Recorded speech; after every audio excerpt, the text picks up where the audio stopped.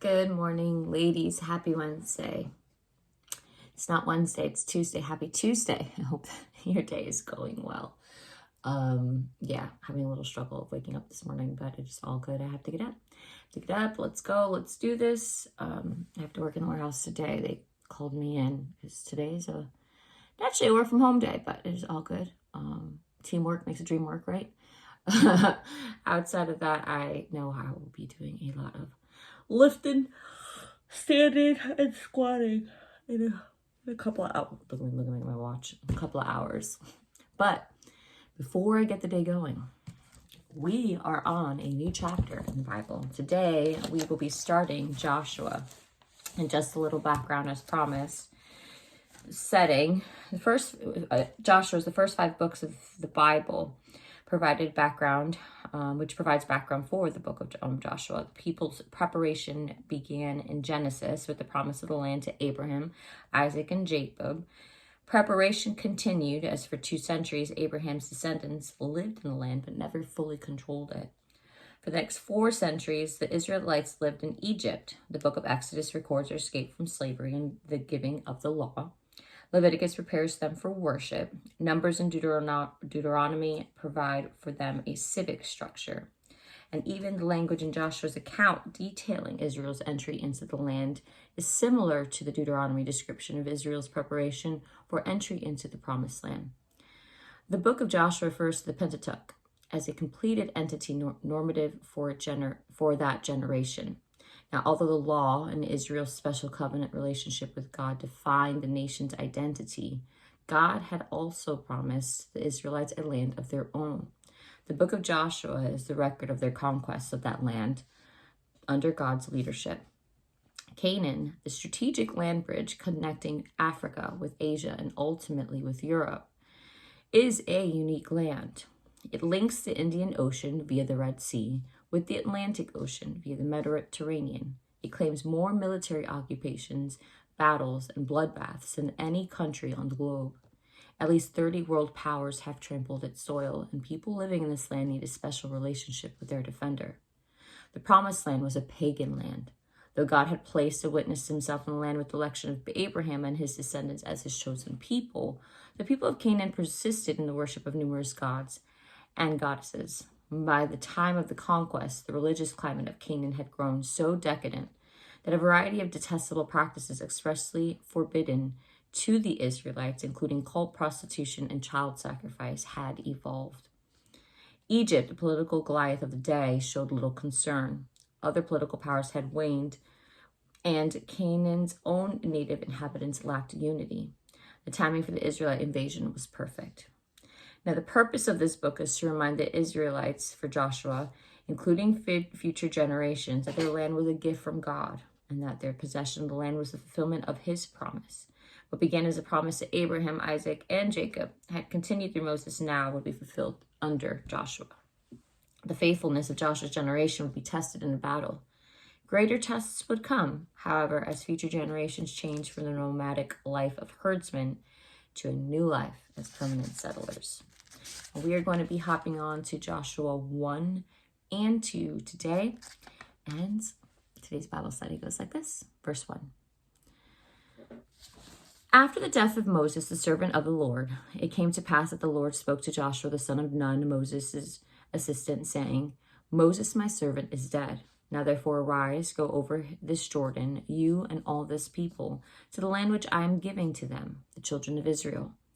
Every place that the sole of your foot will tread upon I have given you, as I said to Moses. Verse 4, from the wilderness and this Lebanon as far as the great river, the river of Euphrates, all the land of the Hittites, and to the great sea toward the going down of the sun, shall be your territory. No man shall be able to stand before you all the days of your life, as I was with Moses, so I will be with you. I will not leave you nor forsake you. Be strong and of good courage, for to this people you shall divide as an inheritance the land which I swore to their fathers to give them. Only be strong and very courageous, that you may observe to do according to all of the law which Moses my servant commanded you. Do not turn from it to the right hand or to the left, and that you may prosper wherever you go. Verse 8, this book of the law shall depart from your mouth, but you shall meditate in it day and night, that you may observe to do according to all that is written in it. For then you will make your way prosperous, and then you will have good success. Have I not commanded you? Be strong and of good courage. Do not be afraid, nor be dismayed, for the Lord your God is with you wherever you go. Verse 10, then Joshua commanded the officers of the people, saying, pass through the camp and command the people, saying, prepare provisions for yourselves.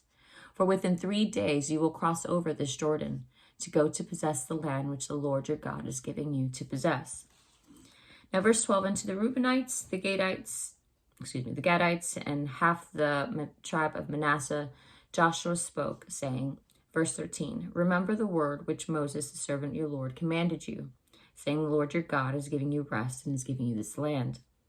Your wives, your little ones, and your livestock shall remain in the land which Moses gave you on this land of the Jordan. But you shall pass before your brethren armed, all your mighty men of valor, and help them, until the Lord has given your brethren rest as he gave you, and they also have taken possession of the land which the Lord your God is giving them. Then you shall return to the land of your possession and enjoy it with Moses, the Lord's servant, gave you on this side of the Jordan toward the sunrise. So they answered Joshua, saying in verse 16, all that you commanded us we will do, and wherever you send us we will go. Just as we heeded Moses in all things, so we will heed you. Only the Lord your God will be with you as he was with Moses. Whoever rebels against your command and does not heed your words, and all that you command him shall be put to death. Only be strong and of good courage. We are on now Joshua chapter 2. Verse 1.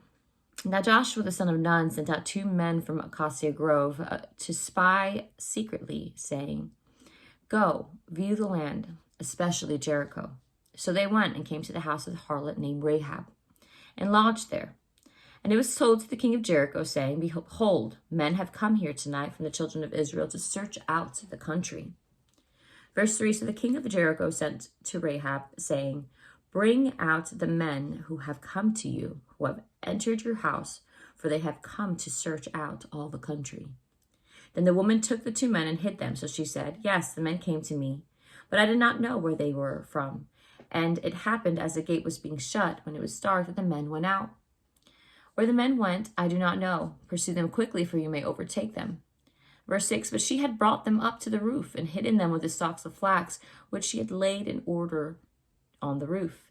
Then the men pursued them by the road to the Jordan to the fords. And as soon as those who pursued them had gone out, they shut the gate. Now before they lay down, she came up to them on the roof and said to the men, I know that the Lord has given you the land, and the terror of you has fallen on us, and that all the inhabitants of the land are faint-hearted because of you. Verse 10, for we have heard how the Lord dried up the water of the Red Sea for you when you came out of Egypt, and what you did to the 2 kings of the Amorites who were on the other side of the Jordan, Sihon and Og, whom you utterly destroyed.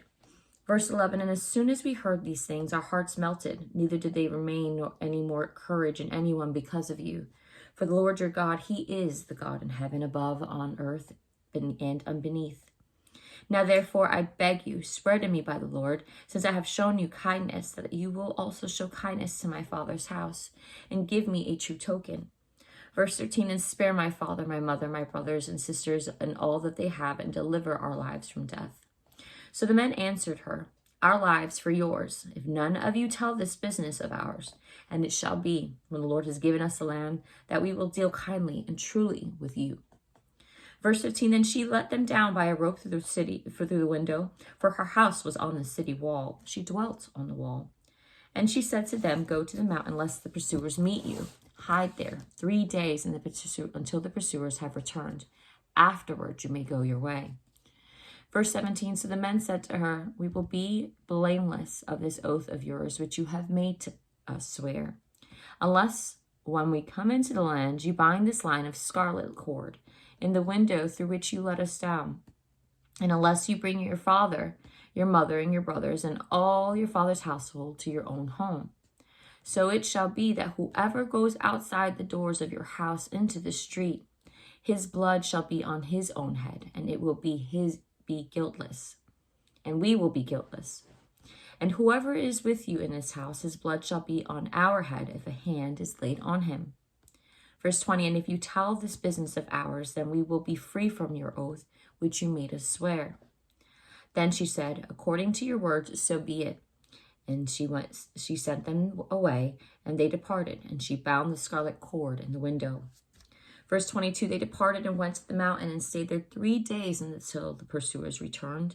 The pursuers sought them all along the way, but they did not find them. So the 2 men returned, descended from the mountain, and crossed over. And they came to Joshua the son of Nun and told him all that had befallen them. Last verse 24, and they said to Joshua, truly the Lord had delivered all the land into our hands, for indeed all the inhabitants of the country are faint-hearted because of us. Chapter 3 starts tomorrow, and Rahab is going to show, amongst everything else, it's going to show us her faithfulness, because that's bold. Back in that day, that is bold to be a woman, or anyone, but especially a woman, and you're letting people into your home, and then you're lying to guardsmen that there's nobody there, especially because you can be killed. That's called having faith. Walking by faith, not by sight.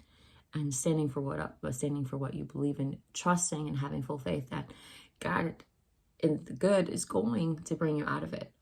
He always will. So good stuff is about to start happening, ladies. Interesting stuff, story stuff, like the whole meme you see going around, like, whoa, wow, what happened? It's about to be a bumpy ride. So enjoy it. I hope you dive into the word. Let's have an awesome day. Stay blessed. See you soon.